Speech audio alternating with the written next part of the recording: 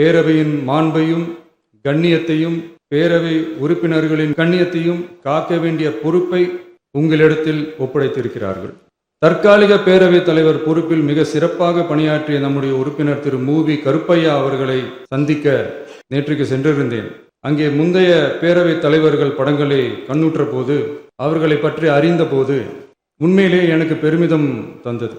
ஏனென்றால் எடுத்துக்காட்டாக விளங்கும் திரு ஜே சிவ சண்முகம் பிள்ளை, டாக்டர் யு கிருஷ்ணராவ், திரு எஸ் செல்லப்பாண்டியன் அவர்களுடைய வரிசையில் மிக சரியான ஒருவரையே நாம் முன்மொழிந்துள்ளோம் என பெருமை அடைந்தேன். அதே போன்றுதான் நம்முடைய பேரவை துணைத் தலைவர் அவர்களும் நீங்கள் இருவருமே மிக சாதாரண குடும்பத்தில் பிறந்து மக்கள் பணியாற்ற வேண்டும் என்கிற அவாவில் செயல்பட்டு வந்தவர்கள். குணம் நாடி குற்றமும் நாடி அவற்றுள் மிகை நாடி மிக்க கொளல் எனும் வள்ளுவரின் வாய்மொழிக்கேற்ப சட்டமன்ற நடவடிக்கைகள் சீராக செம்மையாக அமைதியாக நடைபெறும் வகையிலும் சட்டமன்ற ஜனநாயக பண்புகள் நெறிமுறைகள் பேணி பாதுகாக்கப்படும் வகையிலும் இந்த அவைக்கு பேரவைத் தலைவரும் பேரவை துணைத் தலைவரும் பெருமை சேர்ப்பீர்கள் எனும் நம்பிக்கை எனக்கு உண்டு.